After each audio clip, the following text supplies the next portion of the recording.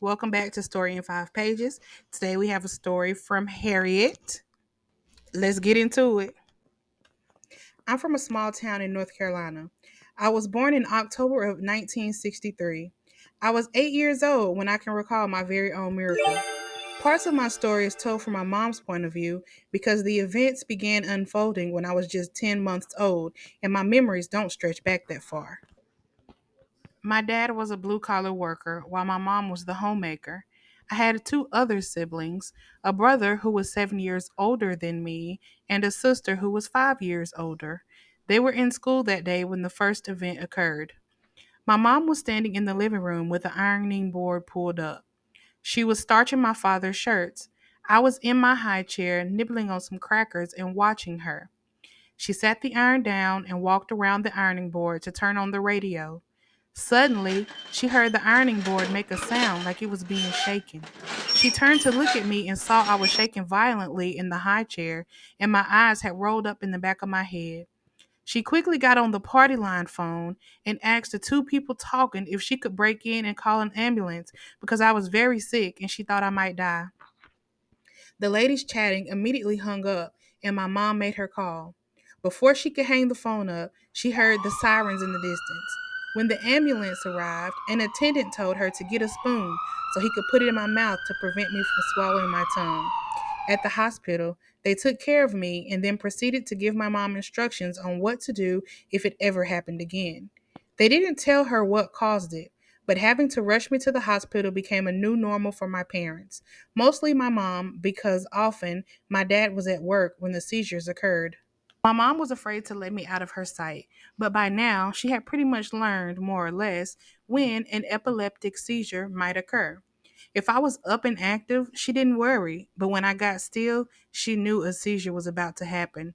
She had the spoon ready and alerted the party line talkers that she might have to cut in to call for an ambulance. She found creative ways to make sure someone was keeping an eye on me at all times. My brother would often take me out to ride my bike and play ball or go to the nearby swimming pool with my sister. My sister taught me how to play hopscotch and other outdoor games. My favorite activity with my sister was when we played school, her, of course, being my teacher. Our dolls were the students. She taught me how to read, write, and color when I was just 3 years old and she was 8. By the time I turned 5, I still had no recollection of having seizures, but I often woke up in my parents' bed with a band aid on my butt. I saw a bottle of medicine on the bedside table and it had my name on it. This happened at least once a week, sometimes more. My siblings never mentioned my getting so much extra attention from my parents, but sometimes, not often, I would catch my siblings giving me mean stares. I noticed the mean looks kind of diminished when I started kindergarten. I think my siblings were relieved of some of the pressure of having to constantly watch me. Here's when my memories kick in. When I started school, kindergarten only lasted half the day. Students had to be there at 7:30 a.m. and at noon, parents were lined up to pick up their kids. That was when the lessons were centered on standing for the Pledge of Allegiance to the flag, coloring inside the lines, learning to play, and share at recess. All of the kindergartners went to recess at the same time. Even though school only lasted 5 hours, we had lunch in the cafeteria followed by recess. Most of us had older siblings, so we already knew how to play kickball, dodgeball, and tag. You're it. After recess came nap time. I really looked forward to nap time because I never had to go to sleep like the other kids. Instead, I was allowed to read during story time, which occurred during nap time. I didn't just read to my class, I went all around to all the other kindergarten classes reading Dr. Seuss and other children's books. I thought I was really special because no one else in kindergarten classes could read. Just now, looking back, I think that my mom might have told my teacher about the seizures and that they usually occurred when I got quiet and still. She must have also told her that I could read. My teacher must have told all the other kindergarten teachers, and they probably didn't want a seizure to occur while I was at school.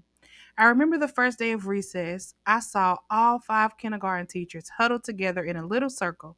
Suddenly, my teacher, Mrs. Hoover, motioned for me to join them. She said, Harriet, the teachers and I were discussing how wonderful it is that you can already read. That's a rare thing at your age. So, we've decided to allow you to read to the kindergarten students during nap time story hour. You don't mind, do you? I looked from one teacher to the next. They were all smiling at me, showing all of their teeth. I shook my head no, and that's how I became the story hour nap time reader. For the next 3 years, our normal routine included countless trips to the emergency room. As I grew older, I became more aware when I was having a seizure. I don't recall what it felt like to have a seizure, but I was aware of my family talking excitedly, but I couldn't understand the actual words. It was the sound that you hear at the swimming pool when your head is underwater and everything sounds so far away.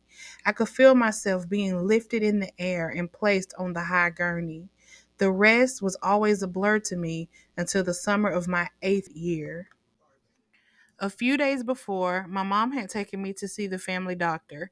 He sat me down and explained to me about the seizures. He told me my brain cells were attacking each other.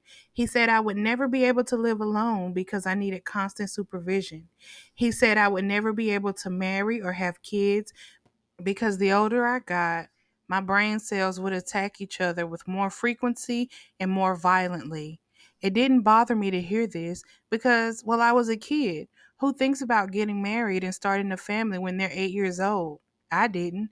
I mean, it's one thing to play with dolls and be the doll's mommy, but that was just innocent fun. That same night, I had another episode.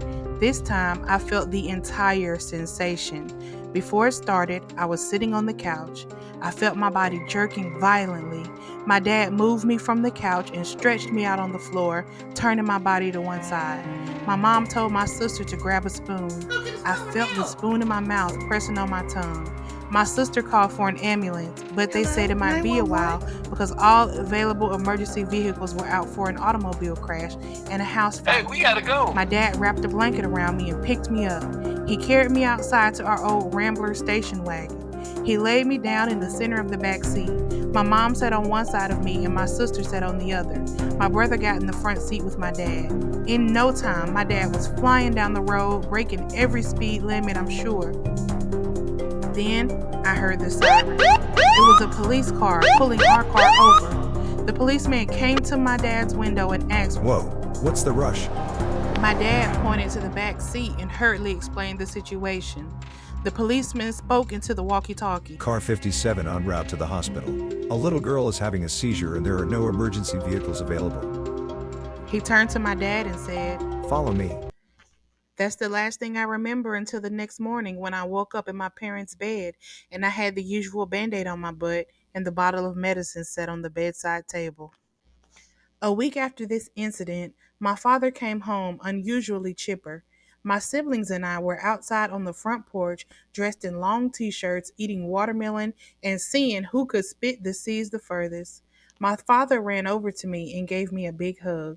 He said, I met a woman of God today, and all the way from New York City. She's a great woman of God. She's going to pray for you, and you're not going to be sick anymore.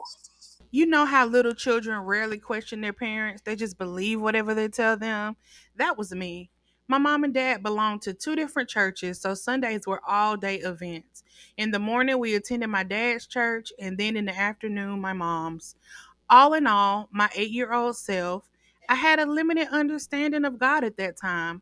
My extent of knowledge was the baby Jesus in the manger, Jesus feeding the 5,000 with the 2 fish and 5 loaves of bread, and then again with 7 loaves of bread and a few fish. Jesus turning water into wine.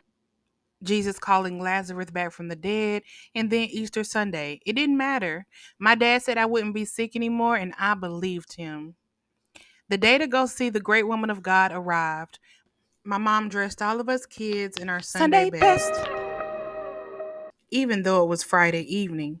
We got in the car and drove across town to an open spot with a huge platform. On the platform was a single podium. 2 drum sets, amplifiers, and 3 electric guitars. In front of the podium were rows of chairs. The preaching wasn't due to start for another 15 minutes, so after Dad parked the car across the street in a nearby field, we went and sat down midway to the front row. Now, I can't tell you what she preached about. I rested my head on my father's lap and fell asleep for a while. I woke up to loud music and people singing. Afterwards, the great woman of God spoke into the microphone. She said, If there is anybody here suffering from a sickness or addiction, and you want to be healed, the altar is open to you. My father jumped up and grabbed me by the hand. He led me to the altar where a long line of people had already formed, everyone waiting to get healed from something. When we got to the front of the line, my dad leaned over and whispered something in the woman of God's ear. She took my hand in hers and stooped down so that she and I were at eye level. She asked me, Do you know why you are here? I shook my head yes. I didn't try to explain, and she didn't ask. She asked, Do you love God? Do you believe Jesus can heal you? I nodded yes to both questions. She rubbed some oil on her hands and placed my forehead and the back of my head between both hands. She prayed for me and asked God to heal me from epilepsy. Then she whispered in my ear, God said you are healed. You won't be troubled with seizures anymore. and I wasn't. I graduated high school, moved away from home, went to college and graduated, got married, had 3 children, got divorced, went to graduate school, earned a PhD, and have been living life normally since. I'm 60 years old today, and I've never had another seizure.